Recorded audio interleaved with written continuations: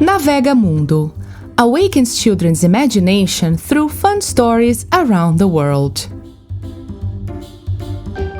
On an adventure through the mysterious mountain of Machu Picchu in Peru, Bianca, alone, goes through the famous Inca trails to the ruins of the sacred city. On this climb, she learns to recognize nature signs, faces fear, and discovers her inner strength to face the challenges of the future. Come on this magical adventure with us! Bianca and the Enigma of the Letter. Episode 4. The Inca Trail Challenge.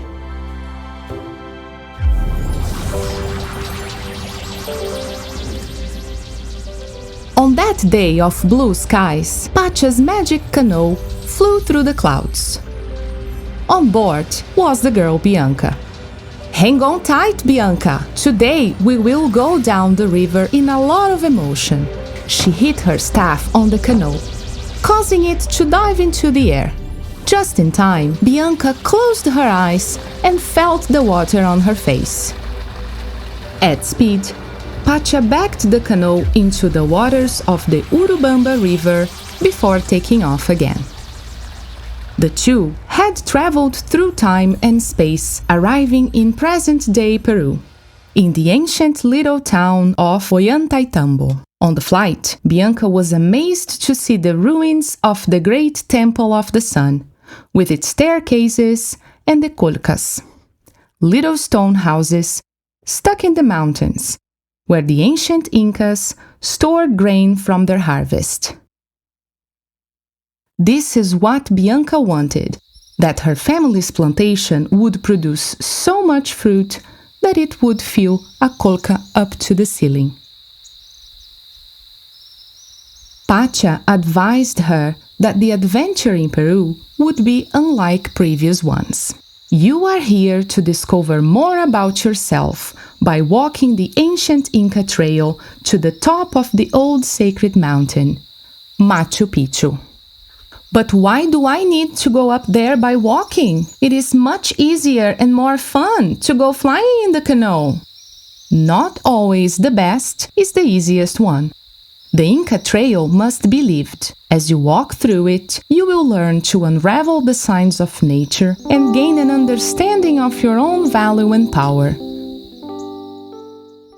That is the way in.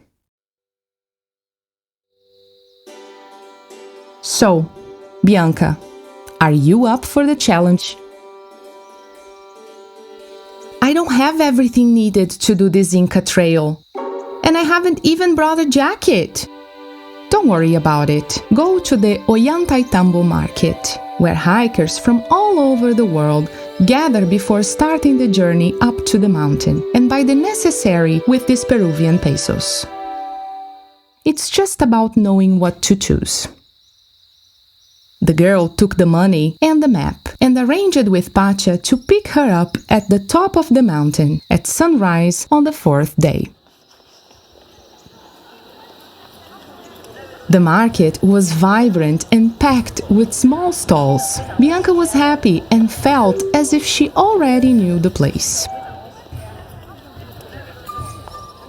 She bought a backpack made of multicolored weavings, made by artisans. Some fruits she didn't know, like chirimoya and potato breads with quinoa to go. She also wanted to try a delicious chicha morada juice, which was made from purple corn and pineapple. Besides tasting delicious, it also had a beautiful color. Bianca was looking at a jacket when she noticed a beautiful black onyx necklace. The pendant depicted 3 animals: a snake, a puma, and a condor. Bianca was fascinated by the piece of jewelry. These animals represent the sacred Inca Trilogy of the 3 plains, explained the saleswoman. The snake symbolizes the hidden world, the unseen world. The puma is the king of the world we live in, and the condor is the guardian of the higher plane where the gods, the Apus, live. Bianca was so mesmerized by the animal's eyes made of tiny yellow crystals embedded in the stone that she decided to spend the rest of her money on it.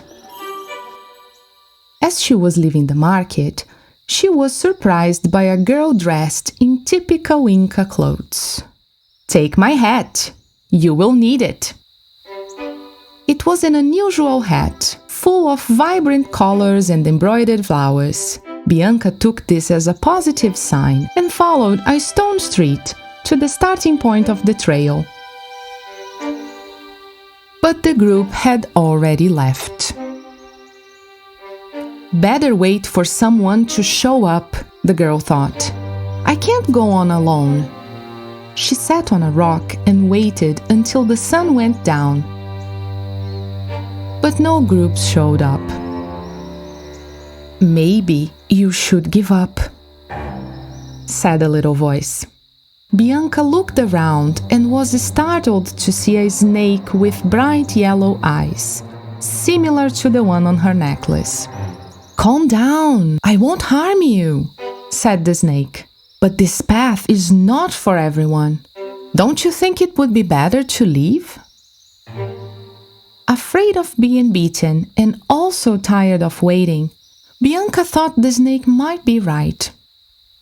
It symbolized the unseen world, where things could not be seen clearly. Pacha told me to observe for the signs. She stood up to return to town, when a wind blew her hat in the direction of the trail. Bianca bent down to pick it up, but it flew away again. What a stubborn hat! And what if it wants me to keep going?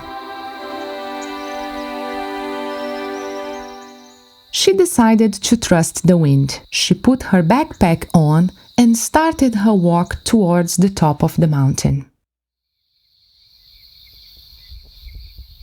The glow of the stars was lightening the trail, and Bianca was less afraid than she thought. The way up wasn't too steep, and the nights were warm that summer. She found the silver reflection of the moon in the stone ruins so beautiful and ended up sleeping outdoors. When the sun came up, she woke up and decided to walk quickly to reach the group of tourists. Soon she realized it would be very risky because the path was narrow and went near the edge of a cliff. If she took a wrong step, she could fall into the canyon. In front of a bridge suspended over a precipice, she stopped. She felt the chills down her spine, took a deep breath and said loudly and clearly, "You can do it! Go on, Bianca!" And she walked across the bridge without looking down.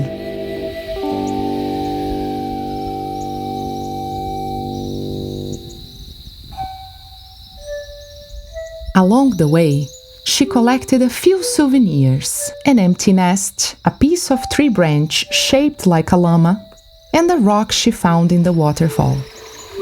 She passed by constructions made by the ancient Incas to channel mountain water and irrigate the land.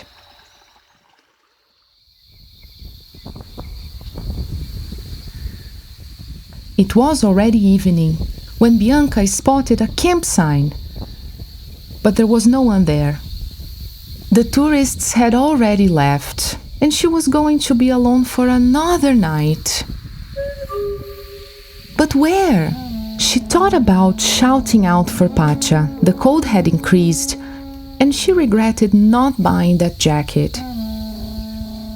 Pacha had advised her about making the right choices. She angrily yanked the pendant from her neck and, by throwing it far away, the necklace rolled to the entrance of a cave. There could be her shelter. It was a sign. But as she entered the cave's darkness, Bianca realized she wasn't alone. "Is anybody there? Help me, please! Because I don't know how to survive alone on this mountain," As soon as she said that, she saw two bright yellow spots in the darkness. They were the eyes of a puma.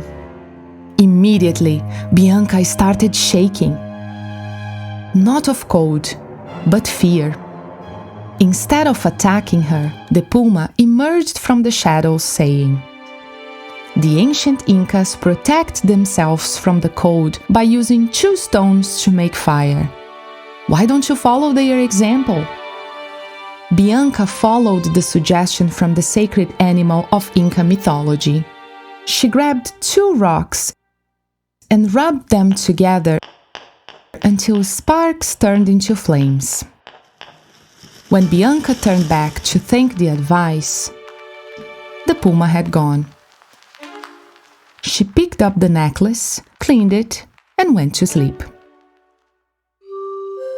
Unlike the previous day, the dawn from the third day did not bring Inti, the sun in the Inca language, but instead a thick fog. Even though she couldn't clearly see the trail, Bianca kept going until she reached the sign indicating 4,215 meters of altitude. At that height, there was less oxygen in the air. Bianca could barely breathe. She remembered Pacha saying that she needed to find her strength in this adventure, but maybe she was weak. The discomfort caused by the altitude, very common in the mountains and called soroche, made Bianca feel sleepy, and she fell asleep. Suddenly, within the dream, someone woke her up. It was a young man with long hair, wearing a cotton tunic and a leather pocket. "I am a spirit of the ancient Chasquis, Inca messengers who go through these paths, the Capac Nyan, carrying important messages between the villages of our empire. And do you have any message for me?" Bianca wanted to know. "Yes, I came to tell you that the strength of this land is within you. There is very little left to complete your journey. Get rid of unnecessary weight and wake up." She woke up from that dream, relieved, and took out of her backpack what she had gathered along the way. The memories of that journey would live on her mind. She took a much lighter step forward, but still could not see because of the fog. However, she heard the buzzing sound of a bee and followed that sound until she reached a clearing in which, in the hollow of a tree, there were combs of tasty and fragrant wildflower honey. Bianca enjoyed this nutritious food and gained energy. To her surprise, the tour group was camping nearby. She was welcome and, on that night, she slept warmly inside a tent.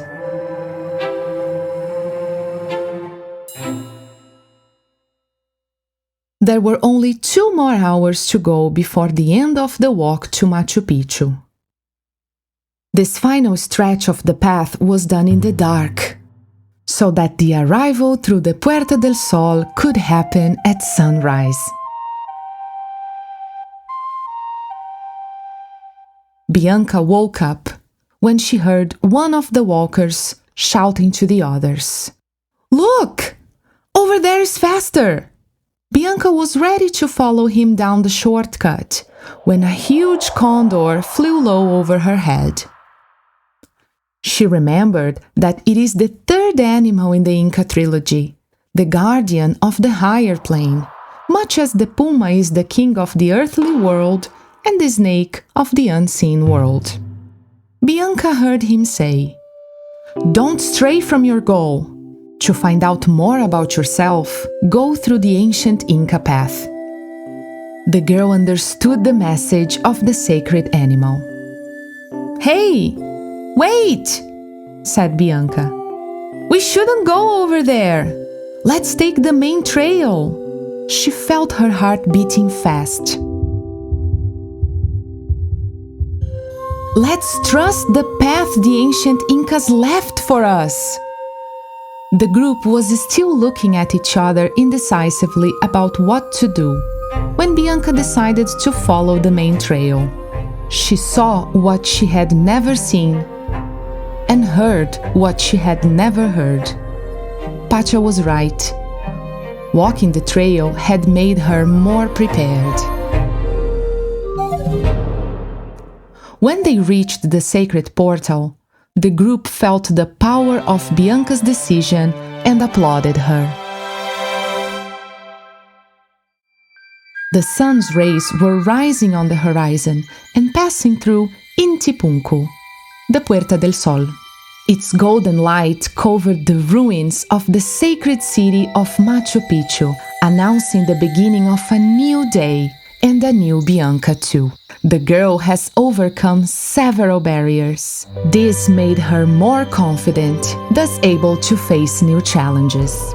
Pacha went to get her and told her, "You will live a new adventure. To face it, you will have to cross the seas towards Africa."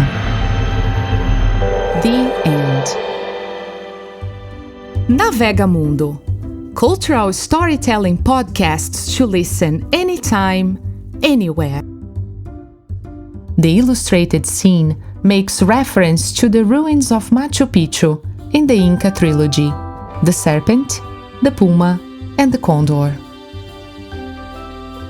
This story is also available in Italian, Spanish, and Portuguese. Discover the next adventure. See you next time! Making. Concept, research, execution and coordination by Marta Elisa Castro Eberle. Funding. Cultural Incentive Law from Caxias do Sul, Rio Grande do Sul, Brasil. Cultural Support. Serviços de guincho vanim. Support. Instituto Elisabetta Randon. Fundraising by Capta Ação Gestão de Projetos. Project Participants. Text by Angélica Lopes. Narration by Valquíria Ruaro dos Reis. Audio production carried out by Luciano Lubisco Leães. Tayana Neuer, Rúbia Frisso, Adriano Oliveschi, Magda Torresini, Cleudis Tonoli, Luana Pacheco, Camila Cavion, Rafael Sartor, Carla Zampieri, Minsky Idiomas, Teodô, Marketing Digital, Eleven Design, Lato Senso Assessoria de Comunicação, EGE Agência Digital, Trine Design de Interação, CB Soluções Audiovisuais, Ramone Gracelli and Contual Contabilidade. Collaborators: Paulo Guzmão, Carlos Nevado, Daniel Baca Espinosa and Mariana de Carvalho Ferreira. Special thanks to the teachings of José Luiz Parisi. All rights reserved to Marta Elisa Castro Eberle. Did you know that children with a mobile device connected to the internet can learn and have fun at the same time? Navegamundo.com.